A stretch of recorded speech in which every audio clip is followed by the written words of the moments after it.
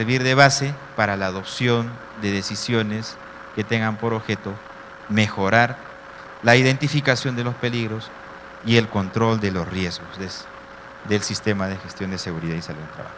Justo ayer en el almuerzo conversábamos con algunos de los colegas, ¿no?, sobre la importancia del IPER. Y hoy en día en el IPER se tiene que contemplar incluso hasta temas como cómo transitar adecuadamente por las calles. Una persona no puede pasar por la mitad, por ejemplo, de una calle, ¿no? Tiene que hacerlo por los cruceros peatonales. Si es un vendedor, por ejemplo, de campo, que tiene que hacer visitas, se tiene que desplazar por toda Cajamarca o cualquiera de nuestras ciudades, tiene que tener capacitación, por ejemplo, en un tránsito vial, conocer las normas, ¿no? Es necesario. Un conductor, igualmente hoy en día, tiene que tener capacitaciones frente, por ejemplo, a un posible robo que pueda sufrir.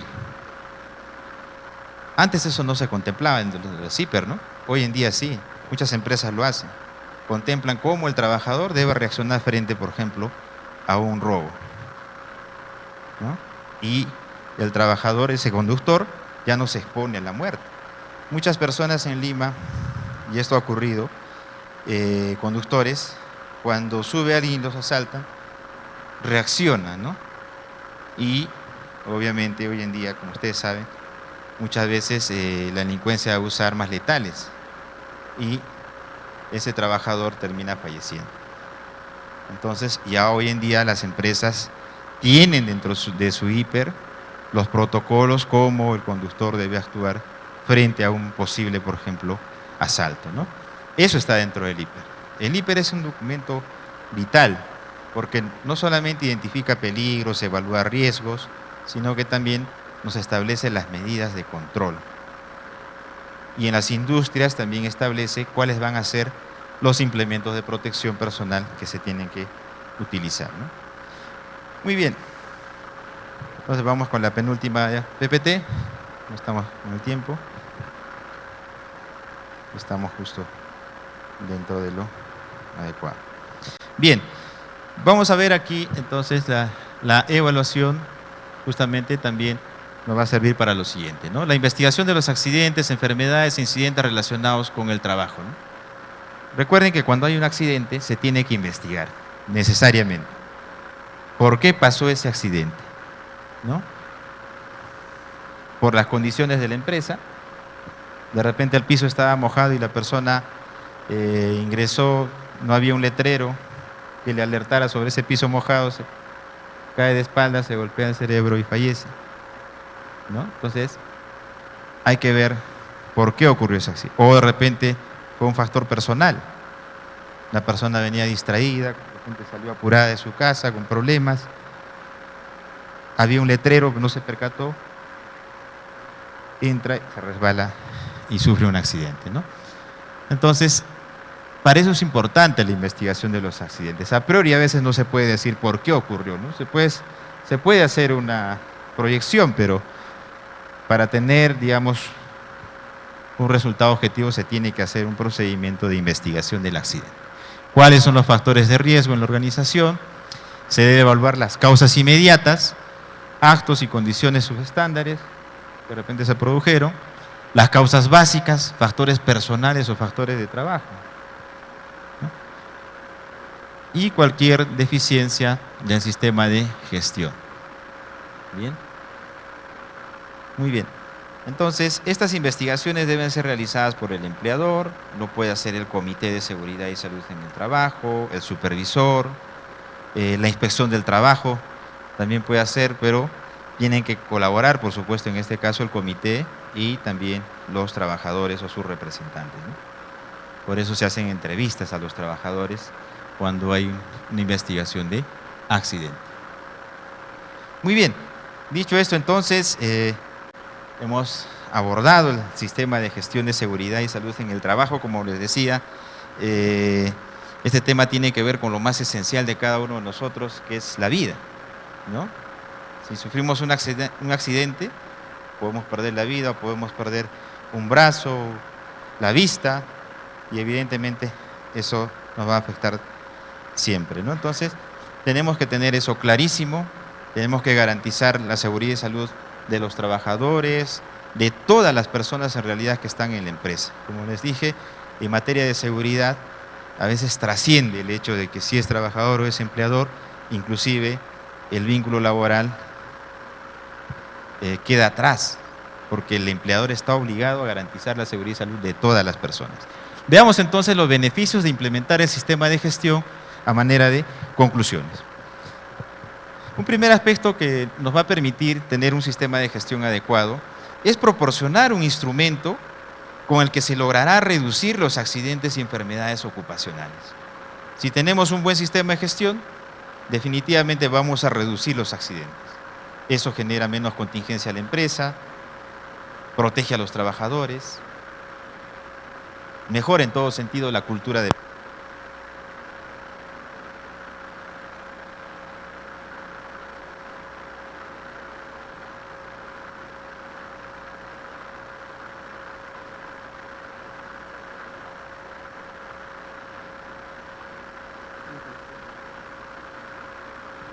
Hola. Bien. Ya justo por el tiempo, creo que está programado por el tiempo. Ya. Tenemos también entonces otro beneficio del sistema de gestión de seguridad y salud en el trabajo, es identificar y controlar cualquier riesgo relacionado a la salud y seguridad de los trabajadores. Una tercera conclusión podemos señalar que es mejorar el desempeño de los trabajadores al brindarles un puesto de trabajo adecuado y hacerlos partícipes de los cambios. Yo pienso que todo trabajador que está en un lugar seguro, saludable, adecuado, es más productivo, ¿no es cierto? ¿Comparten esa idea conmigo o no? ¿Qué dicen? A ver, levanten la mano, ¿quiénes están de acuerdo? Casi el 100%, ¿eh? Muy bien. Efectivamente, ¿no es cierto? Va a permitir mejorar el desempeño. Y hay que verlo por ese lado también, por supuesto. Compaginar la seguridad con la productividad. Si hay mayor seguridad, ese trabajador va a ser más productivo. Prevenir los accidentes de trabajo y enfermedades ocupacionales, que es el objetivo de la ley, del Sistema Nacional de Seguridad y Salud en el Trabajo, etcétera, etcétera, ¿no? Finalmente, todo lo que se hace, todo el sistema de gestión está orientado a la prevención de accidentes y enfermedades ocupacionales. Y por último, el compromiso de todos los niveles de la organización, en especial de la alta dirección. Es vital el compromiso de la alta dirección para tener sistemas de gestión eficientes, adecuados. Si la alta dirección no se compromete, es muy difícil. Entonces, por eso, uno de los problemas centrales en los sistemas de gestión, tanto en el sector público como en el privado, es el liderazgo. Y ese liderazgo justamente implica compromiso. Si hay compromiso, se puede impulsar con mayor fuerza la seguridad y salud en el trabajo. Bien, entonces trabajemos porque en nuestro país y en nuestras organizaciones tengamos mejores sistemas de gestión de la seguridad y salud en el trabajo y con eso que en nuestras organizaciones cada vez existan menos accidentes y menos enfermedades ocupacionales, estimados colegas. Muchísimas gracias. Fuerte los aplausos, por favor, para el doctor CPC Luis Serrano Díaz por su exposición. Ahora sí, pasamos a la ronda de preguntas. Por favor, levantar la mano. Ahorita les pasan el micro. Acá primero el joven ha levantado la mano. Querido CPC Luis Serrano, muchísimas gracias por su exposición. Gracias. Quería preguntar acerca sobre también los factores psicológicos, como se llaman. ¿Usted cree necesaria, por ejemplo, la formación en la parte psicológica de los trabajadores? Porque muchas veces es cierto, cuando nos vamos al trabajo, también llevamos muchas veces la parte del problema de la casa, ¿no? Problemas que pueden surgir por enfermedades y muchas veces no sabemos cómo gestionar eso. Y muchas veces eso afecta al nivel de atención y aparte hay algo que últimamente nos está absorbiendo mucho, que son los teléfonos celulares. Realmente incluso se ha visto una disminución en la atención y eso también afecta a posibles, digamos, daños en el trabajador. Entonces, se podría reforzar también con cursos desde el punto de vista psicológico para reforzar, para poder afrontar los problemas, porque por ejemplo ha surgido una filosofía que es el estoicismo, que muchas veces ya no nos deja que nos afecten los factores externos y nosotros proponernos a controlar qué es lo que está bajo nuestro control. Entonces, ¿usted cree esta formación también necesaria para la seguridad y salud en el trabajo por el factor de atención? Muchísimas gracias. Muchísimas gracias. Bien, realmente es una pregunta muy importante y además actual, porque justamente los riesgos que más están incrementando hoy en día son los riesgos psicosociales, por distintos factores. En la pandemia, por ejemplo, hemos visto la gran cantidad de problemas que ha habido, incluso en la vida de las personas, los divorcios, las separaciones, etc.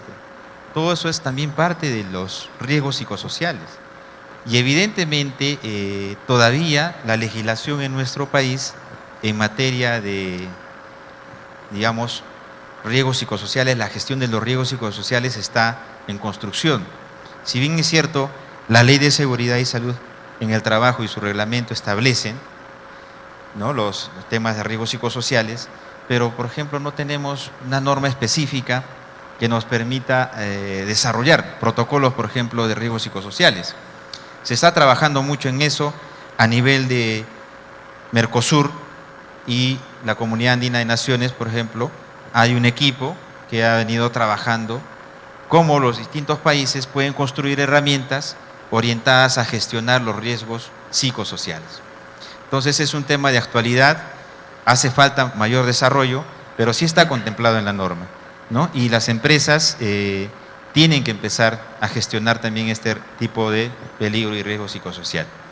Ahora, por otra parte, en lo que referías, y concuerdo con ello, también mucho depende de cada uno de nosotros en la medida en que podamos gestionar justamente el estrés, ¿no? Casi siempre va a haber estrés, hay niveles de estrés también.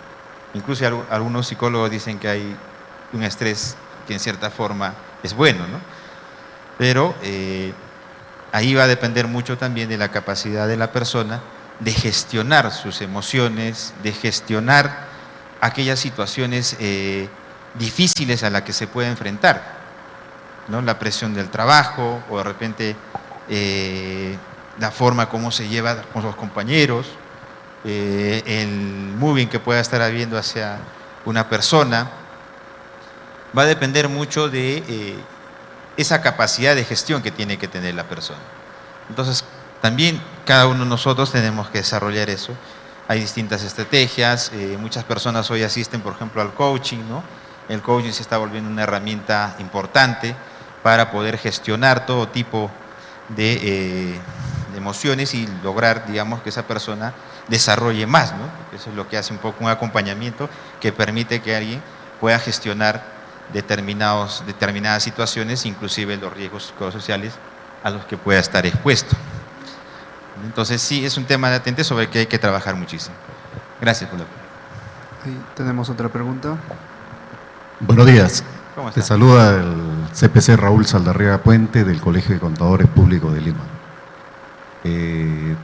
Con tu venia, quisiera agradecer a los organizadores de la primera Convención Nacional Laboral por su brillante organización, asimismo al pueblo de Cajamarca, al valiente, generoso y fraterno pueblo de Nuestra Señora Cajamarca. Un abrazo con todos, Dios los bendiga. Un aplauso. Un aplauso, un aplauso. A la pregunta, mi estimado Luis. Adelante, colega. En el inicio de tu disertación enfocaste un par de quesos que tenía la fuente del Ministerio de Trabajo.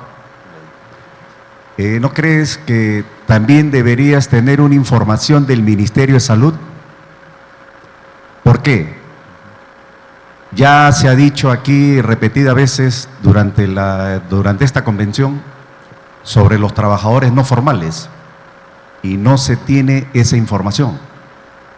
Entonces, a fin de prever este tema, lo dejo a tu criterio si deberías o no deberías.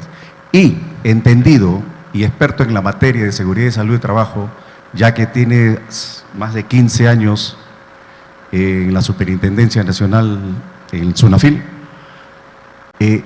quisiera saber cuáles han sido las limitaciones que has tenido para no poder implementar lo que hoy se versa, a fin de poder mitigar, atenuar y hacer una cultura de excelencia lo que hoy versamos.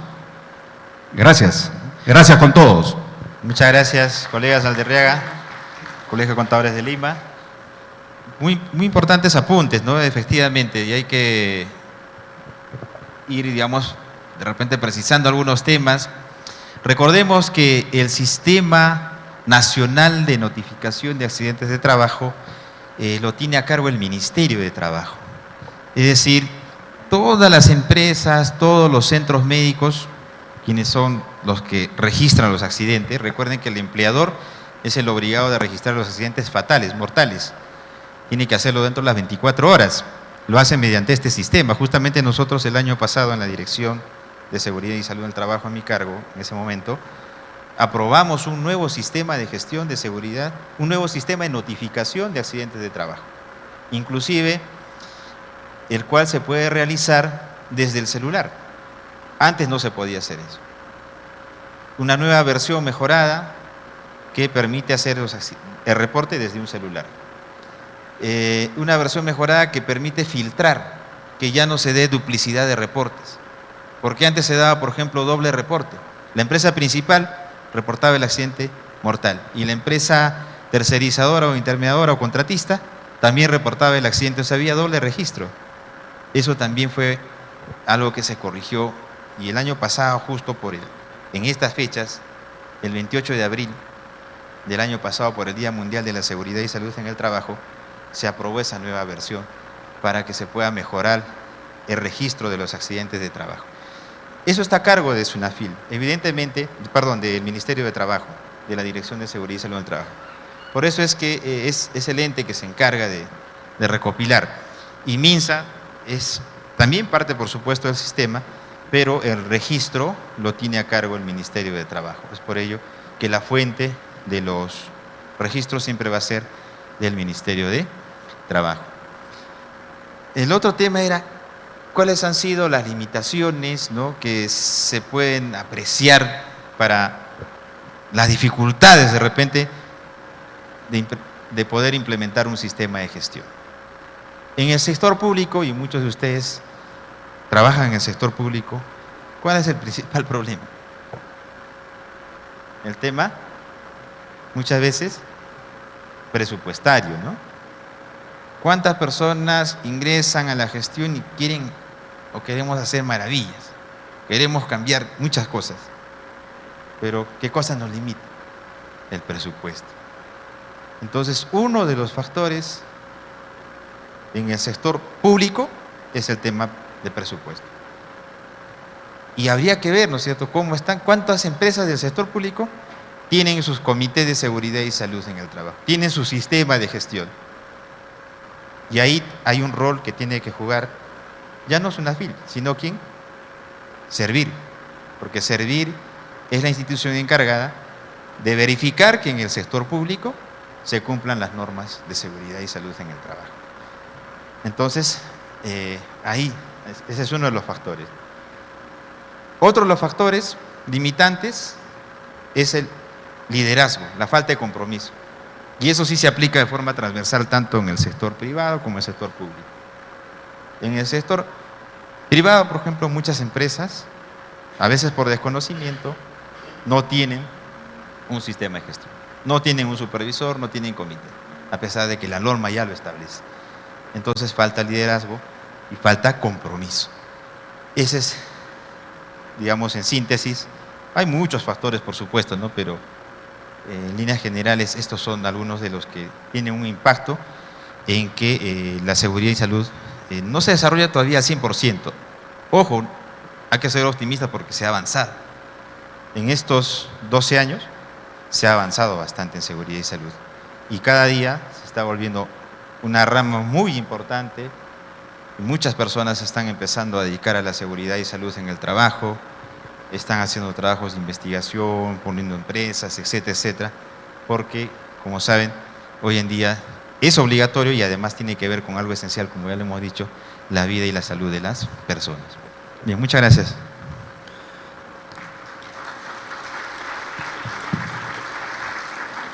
¿Alguna otra pregunta? Quizás en la plataforma Zoom nos están siguiendo. ¿Sí? ¿No? En la plataforma Zoom. Allá la última, por favor. Allá el colega alzó la mano. A la mano derecha. Hola, hola. Doctor, ¿qué tal? Muy buenas tardes. Nuevamente bienvenido a Cajamarca. La consulta, doctor, Wilmer Chilón le saluda. La consulta es referente a la implementación del Sistema de Gestión en Seguridad y Salud en el Trabajo, resolución 050 y la 085, que data desde el 2013, estimado doctor. A la fecha, una década que no se actualiza esta norma. Y eso dificulta mucho a las MIPES, sobre todo a la 085, dificulta mucho a las MIPES porque no saben qué registros implementar. Si bien es cierto, hay un listado, pero ese registro está bastante desactualizado. Entonces, a manera de pregunta o quizás también recomendación, ¿qué sugeriría usted referente a esta norma que está enfocada directamente a las MIPES? Muchas gracias. Muchas gracias. Muy importante también, ¿no?, la pregunta, porque las MIPES representan un gran porcentaje, ¿no?, de nuestro país, prácticamente son las que generan más empleo. Y evidentemente sí se requiere una actualización, ¿no? Pero evidentemente los procesos, como reitero, en el sector público a veces no son tan sencillos como quisiéramos hacerlo, ¿no? Como modificar, por ejemplo, también la norma de ergonomía, que ya tiene varios años y que amerita una actualización. Para poder modificar las normas, y ayer lo señalaba una colega, es que también tienen que pasar determinados espacios.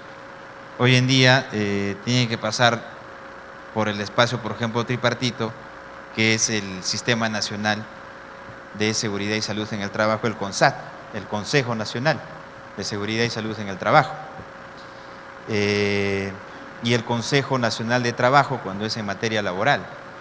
Entonces eso a veces dificulta que los cambios se puedan producir de forma rápida. Normalmente se establecen ciertas prioridades y a partir de eso se empiezan a hacer los cambios normativos. Pero sí comparto la idea en que se requiere una actualización, un mayor detalle de cuáles son los registros, por ejemplo, que las micro y pequeñas empresas de forma específica o más detallada deberían llevar, ¿no? De simplificarlos incluso quizás a 1 o 2 registros, pero los más importantes. Entonces creo que sí, y concuerdo con eso, colega, en que se requiere, ¿no?, de actualización, no solamente en este ámbito que usted ha preguntado, sino también en otras normativas que se vienen dando. Actualmente, por ejemplo, no se tiene un reglamento para los servicios de seguridad y salud en el trabajo. Más de 10 años. El reglamento dice, perdón, la ley señalaba que se debía reglamentar. Han pasado casi 12 años, nunca se reglamentó. El año pasado, por fin, conformamos una comisión para que se pueda reglamentar los servicios de seguridad y salud en el trabajo. Esa comisión actualmente está trabajando, entiendo que de repente este año se pueda por fin reglamentar, ¿no? Entonces hay muchos temas como este y como el otro de la norma de ergonomía, que le decía que ahora que estamos frente a riesgos disergonómicos por el teletrabajo, el trabajo remoto que se dio en su momento, también requiere una actualización. Entonces hay muchísimo por hacer en materia de seguridad y salud en el trabajo. Muchas gracias. Doctor Luis Serrano, por interno me informan que hay una pregunta del Zoom, por favor, la última ya. Sí. Buen día. Por favor, su nombre y después su pregunta. Buen día. Gracias. Muchas gracias, muchas gracias. Yo soy José Ramírez, muy amigo de Lucho, nuestro brillante expositor de esta tarde, esta mañana. Muchas gracias. Y antes de pasar a la pregunta, quiero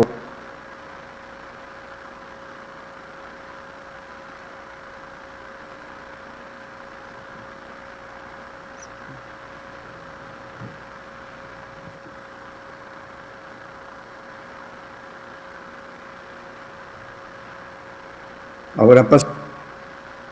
No se le escucha, colega. Se ha interrumpido mi pregunta, se ha interrumpido la conexión. ¿Ahora puedo hablar? Sí, ahora sí se le escucha. Ya, muchas gracias. Decía que estaba felicitando al ilustre Colegio de Contadores Públicos de Cajamarca por este evento inaugural en el sector laboral. Soy José Ramírez Carbonell y paso a mi pregunta. Mi querido Lucho, como siempre nos tratamos, mi inquietud frente a la ilustre conferencia que nos has brindado es sobre el trabajo en altura sobre el nivel del mar. Lo digo a partir de mis propias experiencias. Yo he trabajado en minería, yo he trabajado en una universidad de altura y no conozco una política de protección a la vida, para no enumerar tantos riesgos que significa trabajar, por ejemplo, en Pasco, concretamente. Quisiera que nos ilustre sobre esta inquietud que tengo por la experiencia que he recogido a lo largo de tantos años que he trabajado en zona alta. Muchas gracias, mi querido Lucho, un abrazo y lo mejor para ti. Gracias. Muchísimas gracias, colega José Ramírez. Había otro colega en el Zoom, por favor, si activa su micro, y con esas dos preguntas concluimos. Aló, buen día, si me permiten. Sí, se le permite, por favor, su nombre y después su pregunta. Buen día. Buenos días. Estimado colega Lucho, Pepe Vera lo saluda, Cajamarca. Una pregunta breve, tal vez. Mire, en su inicio de su excelente exposición, mencionó que este tema trata de lo más importante del trabajador, ¿no? La vida. Y para gestionar este sistema del SSP está conformado por comités. ¿No cree usted que sería mejor considerar un área u oficina con carácter exclusivo para este trabajo, especialmente en el sector público? Claro, bien. Muchas gracias, apreciado colega. A los dos colegas, José Ramírez y Pepe, acá en Cajamarca, muchas gracias por la pregunta y su inquietud. Indudablemente, en el tema de trabajos en altura, se ha avanzado también bastante. Aquí igual tenemos que tener en cuenta que la norma base es la Ley de Seguridad y Salud en el Trabajo, la Ley 29783. Pero recordemos también, y hacía referencia José al sector minero, que hay una norma sectorial que ve el tema de seguridad y salud en el sector minero. Y recuerden el otro documento, que es el IPER. El IPER-C justamente se va a adecuar a cada situación de trabajo. Si es un trabajo en altura, en este caso él lo relaciona frente al nivel del mar, habrá que ver, ¿no?, en el caso puntual, a qué tipo de peligros pudiera estar expuesto este trabajador. Quizás ahí lo que se tendría que hacer es una vigilancia de la seguridad y salud de los trabajadores. Cómo están, por ejemplo, en el tema de saturación, en el tema de peso, etcétera, etcétera, que no puede implicar un riesgo, por ejemplo, en el trabajo que desarrolle a 5.000 metros. San Genaro, una de las minas de Huancavelica, por ejemplo, está a 5.000 metros, ¿no? Entonces, ahí se va a tener que hacer una vigilancia de la seguridad y salud de los trabajadores en función a cuáles son los riesgos y los peligros a los cuales está expuesto. Y en caso de la otra pregunta, el colega Pepe se refería a crear, ¿no?, una institución, un área, me parece que lo entendí así, dentro de la organización que se encargue del tema de seguridad. Y en realidad la norma lo establece. Las empresas deben tener un servicio de seguridad y salud en el trabajo. Creo que ese es uno de los digamos, dentro de las empresas, de una de las formas y maneras que podemos mejorar el sistema de gestión de seguridad y salud en el trabajo. Justo en relación a ello le comentaba al colega que preguntó que la norma lo establece, dice que se debe reglamentar, pero durante estos 12 años no se reglamentó. Recién se empezó el año pasado con una comisión que justamente la conformamos en el momento que yo ocupaba la dirección para reglamentar los servicios de seguridad y salud en las empresas, ¿no?, y determinar cómo debería estar conformado, qué requisitos, quiénes lo integran, cómo debe desarrollarse